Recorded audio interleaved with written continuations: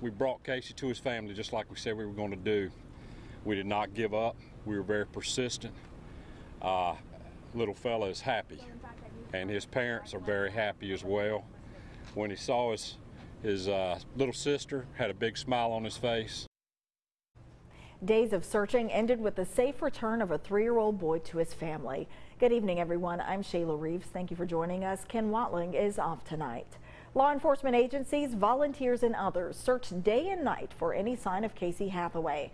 Efforts paid off in a major way last night. Authorities found the boy alive near the Craven County home where he was last seen Tuesday afternoon. Tonight, Casey continues to recover at Carolina East Medical Center in New Bern. That's where he was transported for evaluation.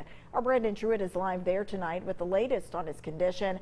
90 Your Side's Kara Gann has reaction from the community. We begin tonight, though, with Brandon Truitt in New Bern. Casey spent hours in the cold.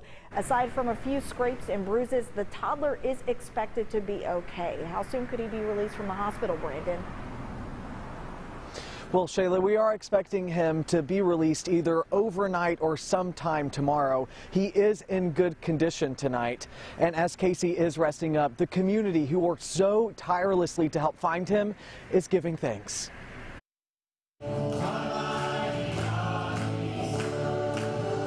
Trading in prayers, pleas, and the power of possibility with songs of praise and appreciation. Praise God, it's time to rejoice, folks. The small town of Ernle with a lot to celebrate. We could be here tonight mourning, but now we are rejoicing. In the very building serving as a headquarters during the search for Casey, a celebration of life. It was awesome. I went home and I couldn't go to sleep. The news of the toddler's discovery breathing new life into this town. This is a tight community. And for the only time Friday, we heard from a member of the family. We were looking at the news on social media, and Casey saw his picture and he said, "Hey, Bree, that's me." Casey's aunt, Bree Hathaway, leaving the toddler's side at the hospital moments before stopping by. And I said, "Casey, all these people were looking for you, trying to find you." A room filled with bowed heads and grateful hearts, able to sit back and carry on. And we were all part of that mission, and that mission was to find that little boy and return him to his family. And thank God tonight that is what's happened. One of the people there telling me miracles are very much alive. Many of the people saying they're just excited to see Casey when he gets home. A spokesperson with the hospital telling me that they are not going to announce when he officially leaves here, and that's at the request of the family. Live in New Bern, Brandon Truitt, 9 on Your Side. Brandon, thank you. Deputies became involved in the search for Casey around 2 o'clock Tuesday afternoon. That's about after 45 minutes of searching by his family. The toddler's great-grandmother called 911 and reported him missing from a home in the 200 block of Toller Road in Ernle. We learned Casey and 2 other children played outside. The other children entered the great-grandmother's house without him. A search followed. Hundreds of volunteers and dozens of law enforcement agencies participated. Authorities described the terrain as rugged with thick woods, water, sinkholes, and difficult visibility.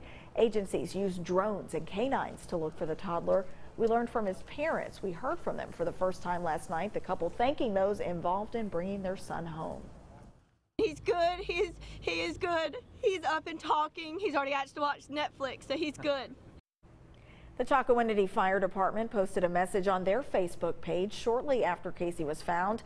The department praised first responders and volunteers involved in that search. Participants included Captain Shane Greer of Chocowinity Emergency Services. Greer located Casey in an area with vines and thorns Thursday night.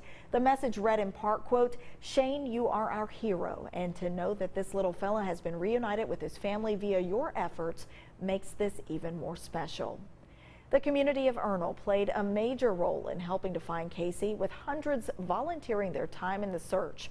9 on Your Side's Kara Gann spoke with neighbors today and has more on how the community is reacting. We heard from the parents of Casey Hathaway in a press conference last night, but since then they have asked for privacy. Today, though, I was able to speak with family members here in the Ernle community who tell me that they are very excited Casey is alive, but they do have some questions around the 50-plus hours the 3-year-old was missing. This is the area family members say Casey Hathaway was found late Thursday night, just about 3/4 of a mile from the place he disappeared from on Tuesday afternoon. It's really scary. Investigators were back at the area along Aurora Road this morning, a site family members say they have never seen before. In such a little small community, it's amazing and completely humbling to see the community come together like they have. Toller says she was a part of the initial search Tuesday night. Those woods are thick and we've hunted out there all of our life. So, I mean, we know the woods like the back of our hand, and you know, for us to have not found him, we were losing hope there for a little while. She says she is thankful Casey was found alive and well, but she does have some questions. I mean, I know a lot of people are confused that, you know, they had searched that area several times and didn't find him. I have a baby that's a couple years younger than Casey, but they're the exact same size. So, you know, to think that a kid my son's size has made it that far in 3 days' time, it's really scary. The Lord was definitely looking after him. Family members tell me during that initial search on Tuesday night, they froze to the bone. They tell me they can't imagine some of the conditions that little Casey had to go through. In Ernle, Karagan 9 on your side. Craven County Sheriff Chip Hughes says authorities do not believe Casey stayed in the same area where he was found. It's believed he traveled throughout the wooded area near Toller and Aurora Roads where he was ultimately located. Below freezing temperatures, wind and rain make for a dangerous environment, especially for a 3-year-old child. A lot of people are surprised at how Casey survived this week's cold temperatures. We spoke with Dr. Timothy Reeder of the ECU Department of Emergency Medicine. He explained how the human body adapts. I think the key is that the human body and human beings are fairly resilient, and so we have the ability to generate heat, and he's clearly at risk by being out there in the elements with the cold and the wind and the rain, but I think it's a testament to his stamina in the human body. The doctor called it most important to get Casey warm after the ordeal.